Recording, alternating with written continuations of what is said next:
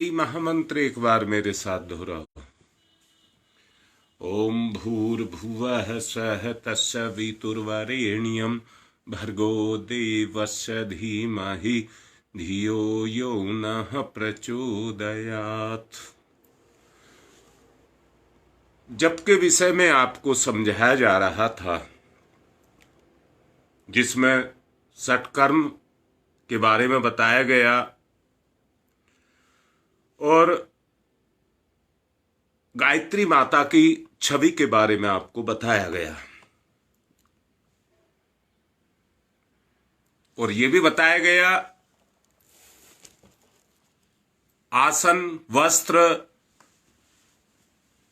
सब कुछ स्वच्छ होना चाहिए। स्वच्छता और पवित्रता के बारे में भी बताया गया। स्वच्छता किसको कहते हैं और पवित्रता किसको कहते हैं। स्वच्छ शरीर, कमरा, आसन ये हो सकते हैं, पर पवित्र अपने आप को कहते हैं। पंचोपचार के बारे में आपको बताया गया।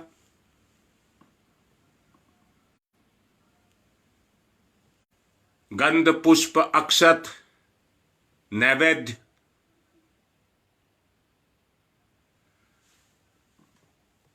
जल का अर्थ है श्रम के प्रति हमारा लगाव। जल चढ़ाने का मतलब यह है। गंध का मतलब है भगवान के प्रति आस्था को रखना। पुष्प का अर्थ है अपना विस्तार करना।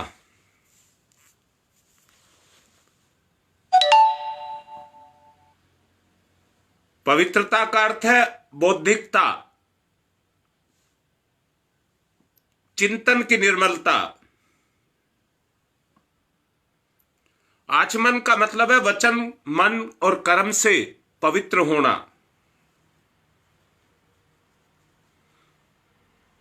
लघु प्राण से महान प्रणाम की प्रक्रिया को करना। ये बातें आपको बताई गई। एक बात और कही गई थी, ये सब कुछ विचार से है। ये सब कुछ जो चल रहा है वो केवल विचार से चल रहा है।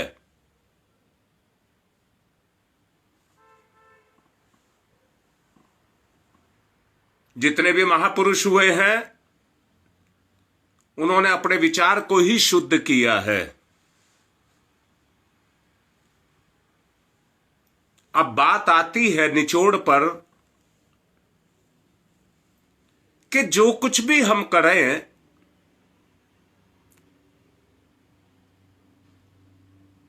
उसे भक्त की भावना से करें।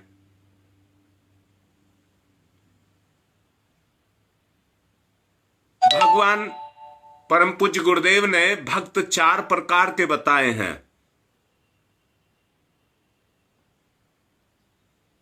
आर्त भाव, कामी भाव और ज्ञान भाव और भक्ति का भाव, ये 4 भाव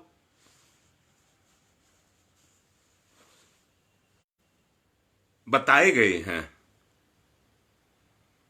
श्रद्धा अभिव्यक्ति के द्वारा समर्पण का भाव जगता है और वर्चस्व की स्वीकृति, अनुशासन का आचरण जैसी आस्थाएं देवताओं के जैसी अपने में पैदा होती हैं। मैंने कल आपको बताया था, जिस तरह से एक जंजीर बनाई जाती है तो उसमें कड़ियां जुड़ती हैं जो आपस में एक दूसरे के साथ जुड़ी हुई रहती हैं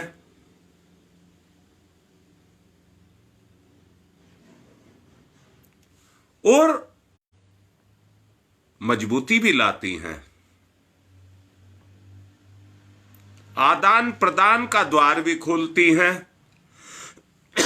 इस स्थिति को मनय क्षेत्र पर अंकित करने के लिए जो पंचोपचार पूजन किया जाता है, उसका उद्देश्य अपने विचार में उस विधान के द्वारा उन भावों को प्रस्फुटित करना है। जल, अक्षत, पुष्प, चंदन, नैवेद्य, ये 5 पूजा के उपचार बताए गए। और जैसा अभी बताया गया, जल का अर्थ है श्रमशीलता।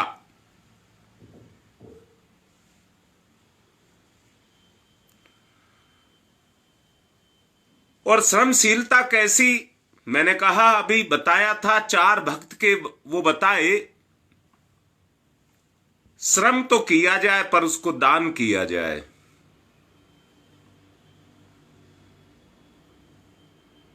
अक्षत से जो उपार्जन हुआ है उसमें अंशदान किया जाए।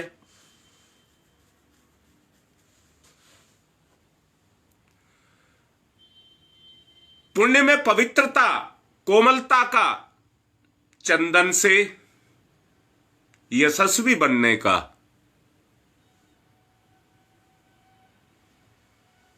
भाव पैदा किया जाए। इन वस्तुओं को देवताओं के सम्मुख समर्पित करते हुए अपने जीवन में 5 विभूतियों को अर्जित करना।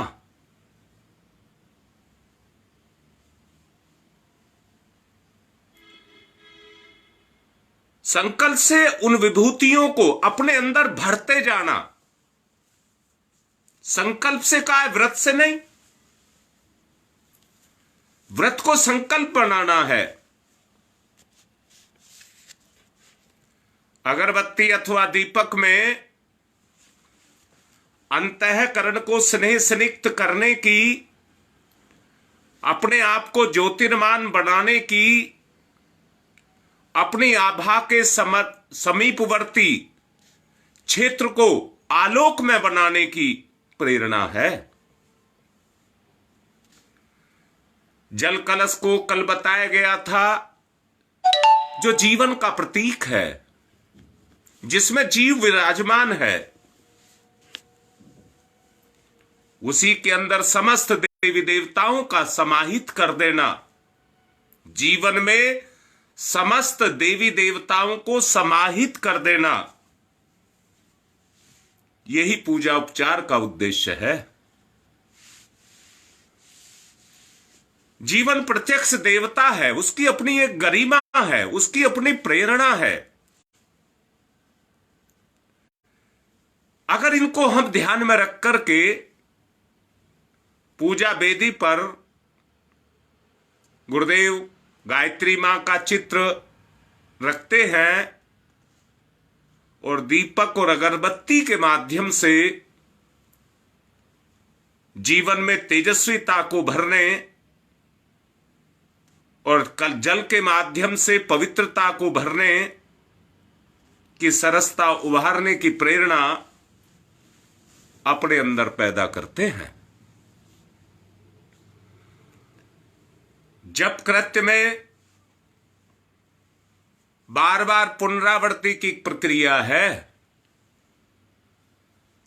एक ही गायत्री मंत्र को हम बार बार दोहराते हैं।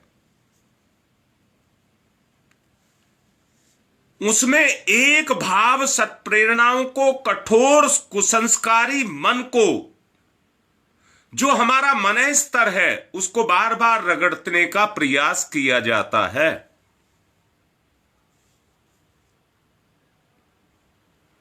रगड़ने से मलिनता घटती है।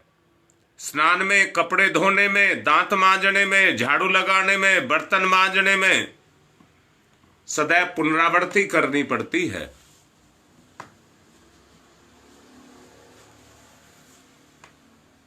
ठीक इसी तरह से जप को बार बार बार बार रगड़ करके करने से, कैसा कहा, रगड़ करके करने से अपने अंदर निखार आता है।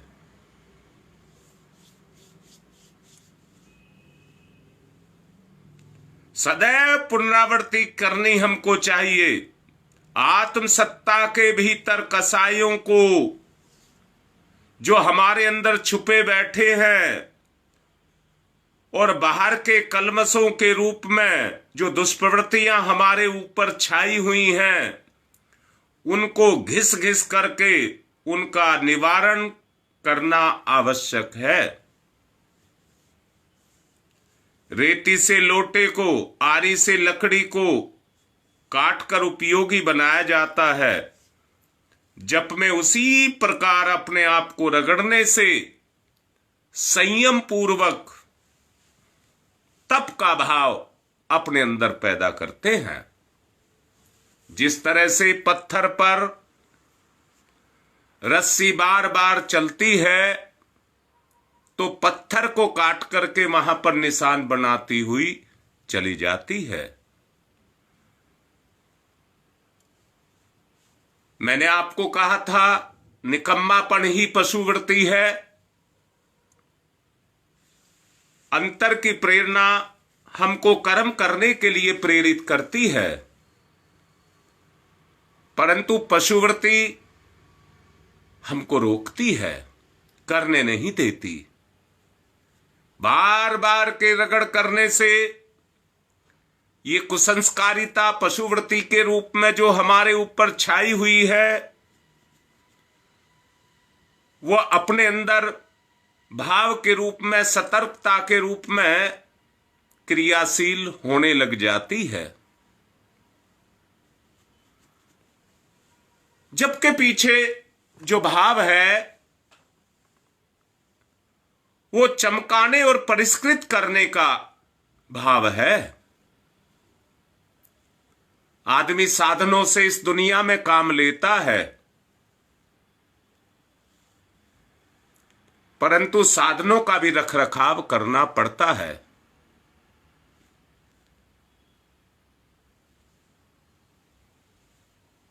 साधनों का रखरखाव करने के लिए जो धारदार हथियार होते हैं, काम लेते रहने से उनकी धार कमजोर पड़ती है, ठूटी हो जाती है।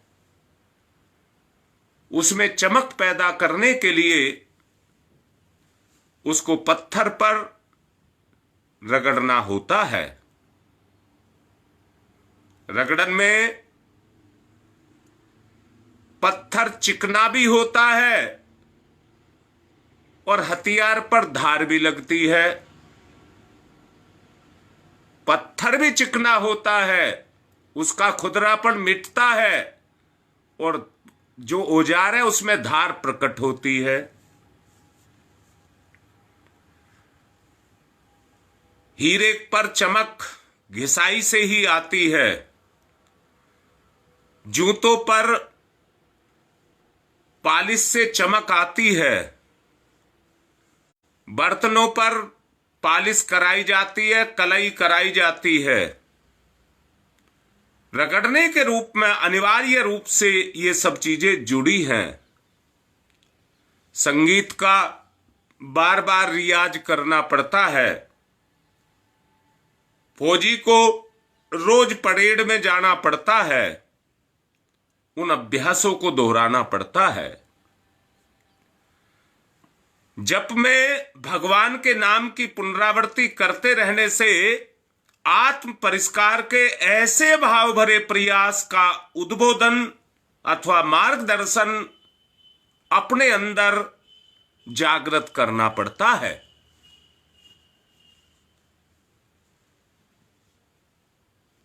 आत्म परिष्कार करने के लिए भाव भरे प्रयास करने पड़ते हैं। ग्राहक ने जब जकड़े हुए गज को, ग्राह ने जब गज को जकड़ लिया था तो गज ने टेर लगाई थी और उसकी टेर को सुनकर के भगवान ने बगैर समय गंवाए हुए आकर के उसकी जान बचाई थी। द्रौपदी की लाज को जब दुर्योधन उतार रहा था, आर्त भाव से उसने भी टेर लगाई थी, और उस तेर के प्रतिफल के रूप में भगवान ने देर नहीं लगाई थी। कामुक भाव से इच्छा रख करके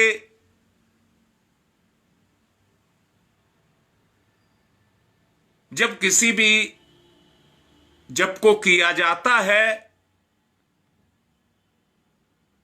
तो वहां आर्त भाव, भक्ति का भाव नहीं होता है, वहां इच्छा का भाव होता है।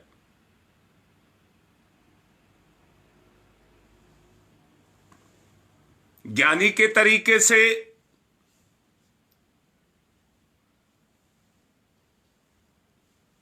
जब जप को किया जाता है तो उसकी पुकार भगवान सुनता है, जैसे ध्रुव ने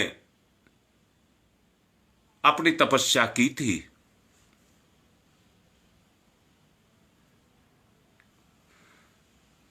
माता से बिछड़ा हुआ बालक रो करके माता को बार बार पुकारता है।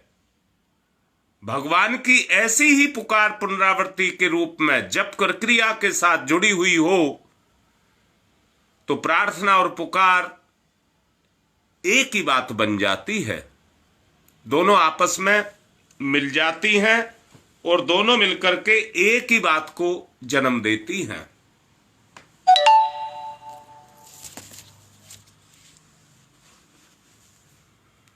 जप के साथ ध्यान की नितांत आवश्यकता है।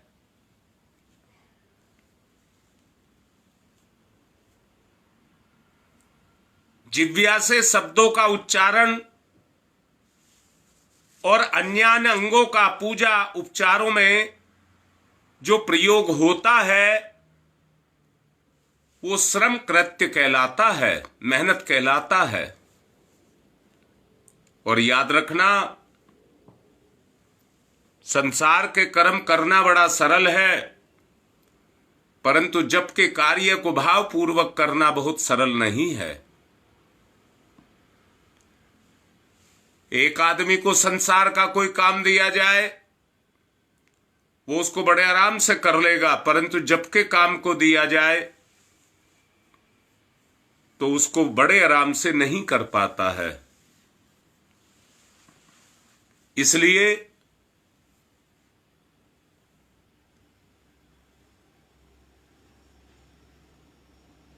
मैं भी आपसे कह रहा हूं, जप के कार्य को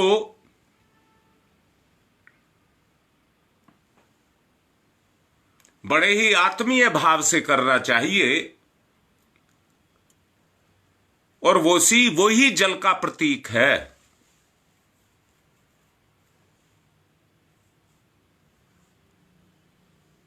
भगवान को जल चढ़ाने का मतलब है भक्ति भाव से जप को करना।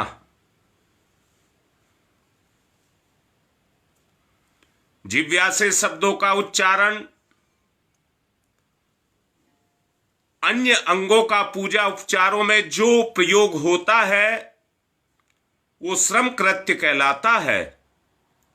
इसके साथ मन को भी इसी उद्देश्य से नियोजित किया जाता है। इसी को ध्यान कहते हैं, यही ध्यान है। कोई काम देने पर मन का इधर उधर भागना स्वाभाविक है, बचता है ना, स्वाभाविक है। शरीर और मन का संयोग ना हो तो किसी भी काम में उत्कृष्टता उत्पन्न नहीं हो सकती। व्रत लें, अनुष्ठान करें,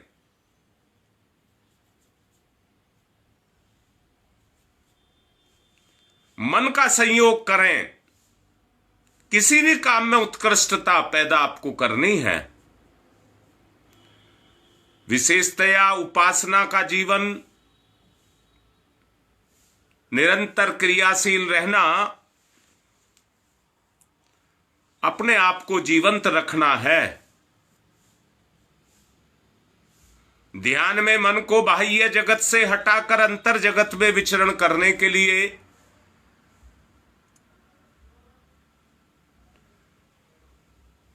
और उस क्षेत्र में समुन्नत बनाने में नियोजित करने के लिए हमें अपने प्रयास को करना चाहिए।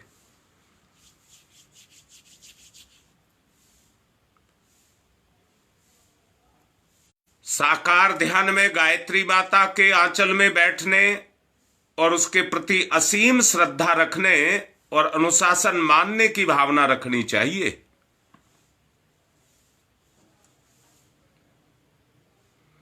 निराकार ध्यान में प्रातःकालीन स्वर्णिम सूर्य सविता को उसकी दिव्य किरणों के साथ अपने तीनों शरीरों में आस्था जमाई जाए और उसको अपने शरीर में सोखा जाए, तेज को सोखा जाए। ये किरणें शरीर में संयम, मस्तिष्क में विवेक और अंतःकरण में श्रद्धा की अभिव्यक्ति करें।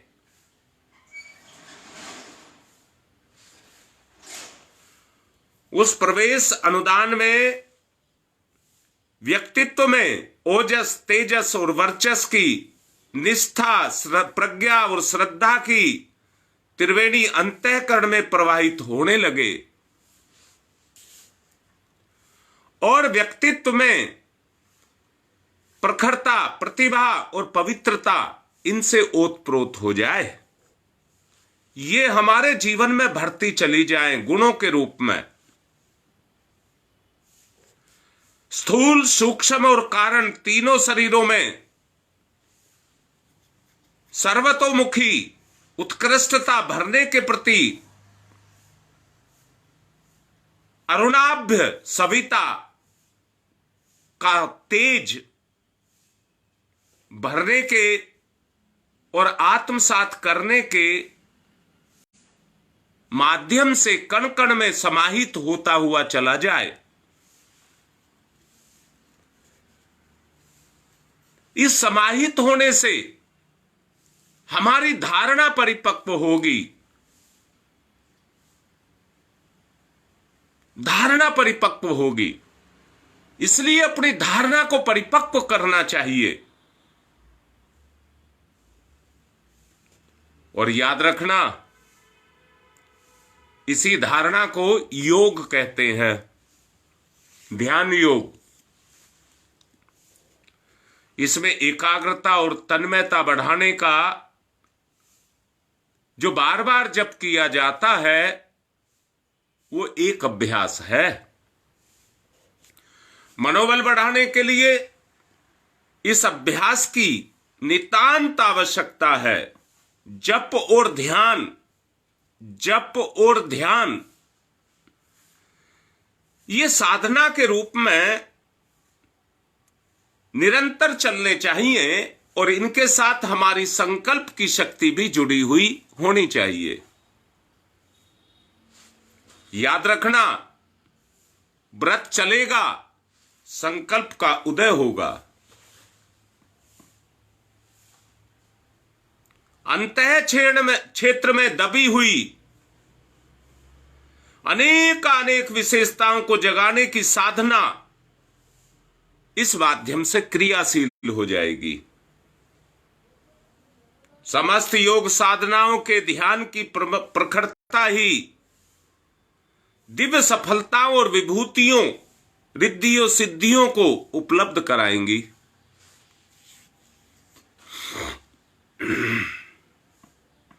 जबकि नियत मात्रा हमें निर्धारित करनी चाहिए।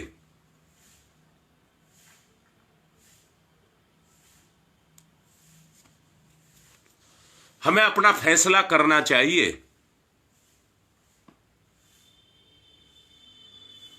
जप को पूर्ण करने के लिए माला या घड़ी का सहारा लिया जाए। माला का उद्देश्य माला करना नहीं, गिनती करना है, जिसको समय से नाप करके भी किया जा सकता है।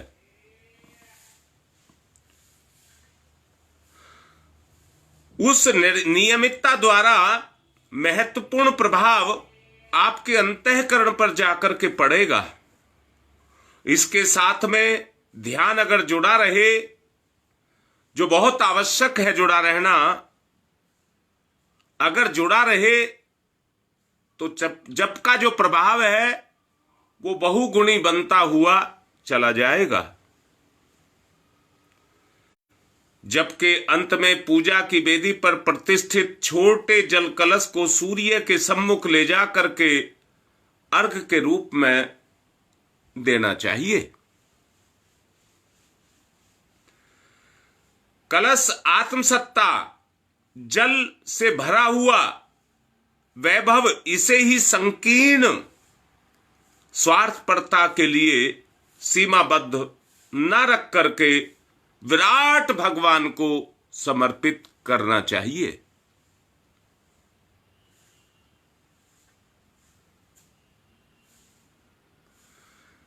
बेटा, माला मैंने कहा है गिनती के लिए है। माला का अपना कोई अलग से महत्व नहीं है, ऐसा परम पूज्य गुरुदेव ने कहा है। महत्व है तो आपकी भावना का है। अपनी भावना को जोड़ करके आप जप को करिए, माला पर ध्यान मत दीजिए। कई बार आसन पर भी भ्रमित हो जाते हैं, कंबल का रखें, कुशा का रखें या सूती कपड़े का रखें। हां, है ऐसे भी।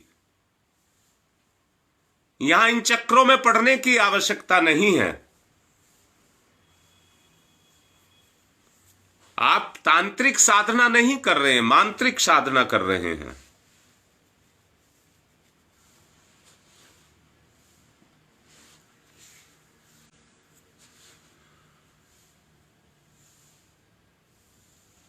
उसके द्वारा वातावरण में आर्द्रता की वृद्धि होने की भावना सूर्य अर्घदान के माध्यम से की जाए।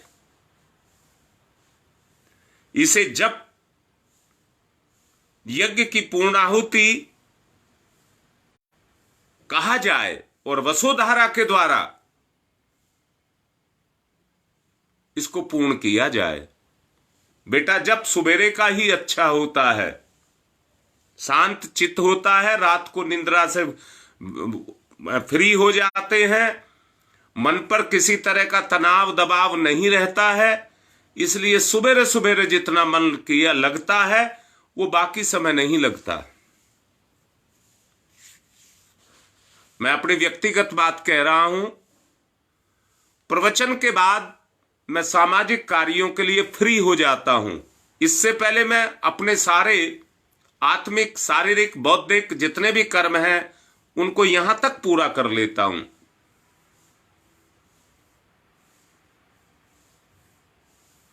इसलिए उलझेंगे नहीं, रास्ते अपने खोल करके रखेंगे।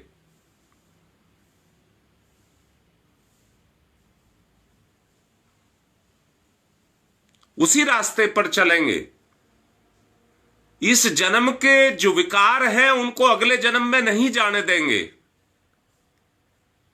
अपनी सफाई इस जन्म की इसी जन्म में करेंगे। शरीर को छोड़कर जाएं तो पवित्र होकर के जाएं।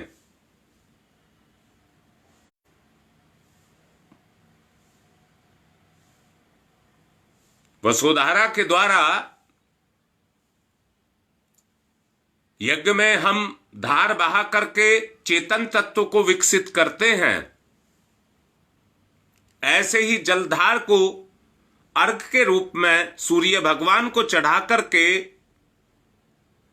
हम अपने समर्पण के भाव को जागृत करते हैं और आर्द्रता के द्वारा गर्मी और जल दोनों मिलकर के भाप बनते हैं, आर्द्रता आती है। उसी आर्द्रता के भाव से हम अपने अंदर उस श्रद्धा को पैदा करते हैं। स्थूल शरीर से कर्मकांड, सूक्ष्म शरीर से विचारना, कारण शरीर से भावना, इनको समन्वित करके इस कार्य को करते हैं और इसी से यह संभव हो पाता है। सदुद्देश्यों के प्रति श्रद्धा, सघनता का वर्चस्व ही हमारा लक्ष्य बने। हम स्वयं अपने लक्ष्य का निर्धारण करें। ईश्वर आदर्शों का समुच्चय है। ध्यान धारणा के लिए उसी की कई प्रतिमाएं देवताओं, अवतारों की तरह समाज ने बना ली हैं। भक्ति की भावना से अगर इस कार्य को किया जाए तो यह कार्य भावनाशील बना देगा आपको। देव आकृति के प्रति सघन भक्ति की भावना स्थापित करने के लिए कई प्रकार के भजन, कीर्तन, उपचार आदि आदमी करते हैं। ये श्रद्धा, कीर्तन जैसी उपचार प्रक्रिया इसके लिए अपनाई जाती है। संगीत वो गाने के लिए नहीं, श्रद्धा के लिए दोहराए जाते हैं। श्रद्धा के संवर्धन से आदर्शों के प्रति सघन आस्था पैदा होने लग जाती है। पर मनुष्य उन्हें दिनचर्या में उतारने के लिए, अपनाने के लिए त्याग और बलिदान के कदम उठाता है, जिसके कारण महानता का द्वार साधक अपने लिए खोलता है। आत्मसंतोष, जन सहयोग और दैवी अनुग्रह, इसके द्वारा 3 लाभ मिलते हैं।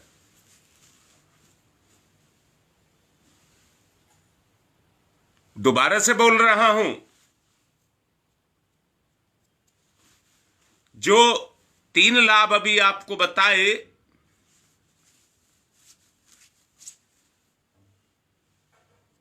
सघन भक्ति भावना जब आपकी होगी तो मनुष्य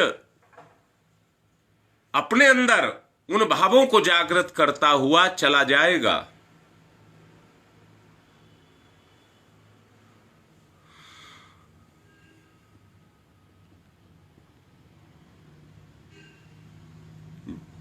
मैंने कहा आत्मसंतोष जब अपने कर्म के प्रति, कर्म के प्रभाव से आत्मिक कर्म को करेगा तो कर्म के पूर्ण होने से आत्मा को संतुष्टि मिलेगी। जन सहयोग की भावना पैदा होने लग जाएगी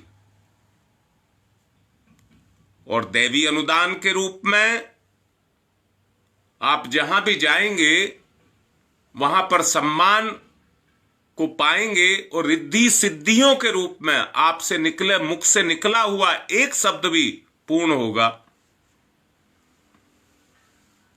उसको पूर्ण करने के लिए आपसे जुड़े हुए, आपसे संबंध रखे हुए जितने भी व्यक्ति होंगे वो आपकी हर बात को पूर्ण करने के लिए तैयार रहेंगे। समग्रता का तात्पर्य है स्थूल, सूक्ष्म और कारण शरीरों के साधना उद्देश्य में एक निष्ठता का प्रयोग करना। भगवान को विभु और जीव को अणु मान करके, ईश्वर को सिंधु और जीव को बिंदु मान करके सच को देखो, बिंदु सिंधु में समा जाता है, बूंद सागर में जाकर के समा जाती है। यह स्वाभाविक प्रक्रिया है, बनावटी नहीं। विसर्जन विलय समर्पण, ये स्थिति हमारी पैदा हो जाए।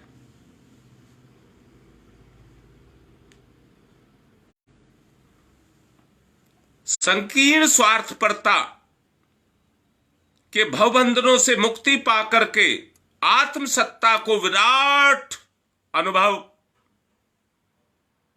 के रूप में अपने आप को ढालने के लिए जब कार्य को किया जाए,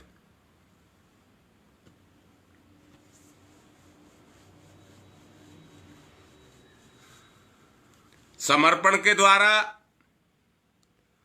सत्प्रवृत्तियों को विश्व चेतना की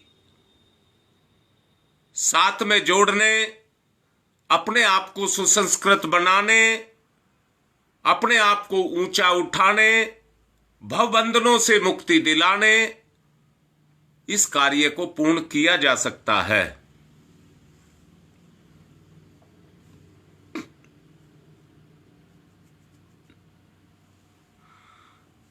याद रखना, भवबंधनों का छूटना ही मोक्ष है। मोक्ष की तरफ अभी हम चलेंगे तो हमारा उद्धार होगा।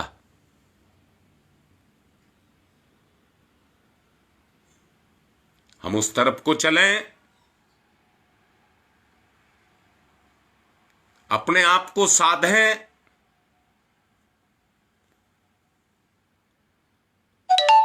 जो बसंत पंचमी से हम संकल्प लेंगे, अभी मेरी जिज्ञासा पूर्ण नहीं हुई है, वो उस दिन तक लगातार चलती रहेगी।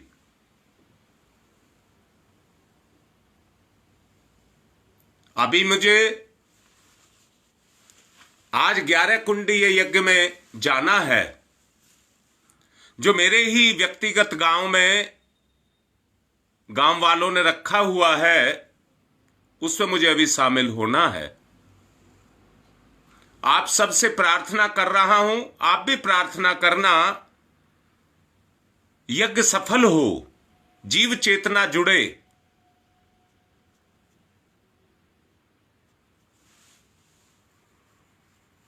नया क्षेत्र विकसित हो, गांव का उद्धार हो। कल फिर अपनी बात को समझाऊंगा और अभी चलती रहेगी यही। अनुष्ठान तक जाते जाते हम इस लायक हो जाएं, परिपक्व हो जाएं कि हम उसे कर सकें। आज की बात को यहीं पर विराम दे रहा हूं और आपसे निवेदन करूंगा, रोज ही करता हूं, कि आप इन विचारों को बार बार सुनें और जहां कमी है वहां अपने उसको हटाएं।